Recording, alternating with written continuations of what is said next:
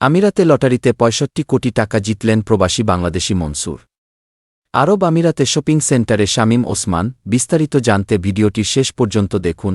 সংযুক্ত আরব আমিরাতে লটারিতে ২০ মিলিয়ন দিরহাম বাংলাদেশি মুদ্রায় ৬৫ কোটি টাকারও বেশি জিতেছেন প্রবাসী বাংলাদেশি আবুল মনসুর আব্দুস সবুর। দুবাই ভিত্তিক সংবাদ মাধ্যম খালিজ টাইমস বৃহস্পতিবার তাদের প্রতিবেদনে এই তথ্য জানিয়েছে। ৫০ বছর বয়সী এই বাংলাদেশি আবুধাবিতে ডেলিভারি রাইডার হিসেবে কর্মরত।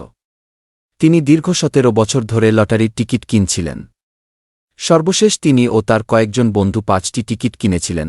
পুরস্কার জেতার পর রাফল ড্র অনুষ্ঠান থেকে মনসুরকে ফোন করে কর্তৃপক্ষ বিজয়ী হওয়ার খবরে উচ্ছ্বসিত হয়ে পড়েন তিনি। মনসুর বিশ্বাসই করতে পারছিলেন না যে এত বড় লটারি তিনি জিতেছেন। পুরস্কারের এই অর্থ দিয়ে কি করবেন জানতে চাইলে তিনি বলেন, এই অর্থ দিয়ে তিনি তার পরিবারকে সহায়তা করবেন। সেই সঙ্গে তার বহুদিনের স্বপ্ন নিজের একটি ব্যবসা শুরু করবেন। আমি এতটাই উচ্ছ্বসিত যে আমি কি বলবো সেই ভাষা হারিয়ে ফেলেছি, যোগ করেন মনসুর। আরব আমিরাতে শপিং সেন্টারে শামীম ওসমান। ছাত্রজনতার অভ্যুত্থানে শেখ হাসিনা নেতৃত্বাধীন আওয়ামী লীগ সরকারের পতনের পর বিভিন্ন উপায়ে দেশ থেকে পালিয়েছেন সাবেক মন্ত্রী এমপিসহ দলটির অনেক নেতাকর্মী। তাদের মধ্যে আছেন নারায়ণগঞ্জের আলোচিত সাবেক সংসদ সদস্য শামীম ওসমানও। ভারত হয়ে এখন তিনি সংযুক্ত আরব আমিরাতে অবস্থান করছেন।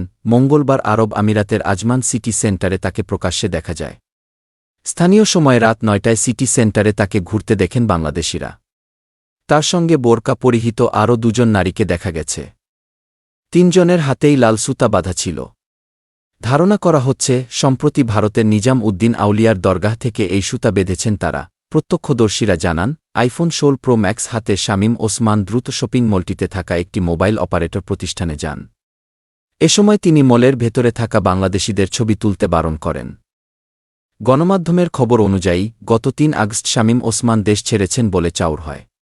কিন্তু সেদিনই তিনি ধানমন্ডিতে আওয়ামী লীগ সভানেত্রীর কার্যালয়ে দলের সাধারণ সম্পাদক ওবায়দুল কাদেরের সংবাদ সম্মেলনে উপস্থিত হয়ে সাংবাদিকদের জানান তিনি দেশেই আছেন। পরে ৫ সেপ্টেম্বর সরকার পতনের ঠিক ১ মাসের মাথায় তাকে দিল্লির নিজাম উদ্দিন আউলিয়ার দরগায় দেখা যায়। জানা গেছে, সরকার পতনের পর শামীম ওসমান দালালদের সহায়তায় রাতের আধারে বোরকা পরে ভারতে পালিয়ে যান। সেখান থেকে আকাশপথে সংযুক্ত আরব আমিরাতে পাড়ি জমান তিনি।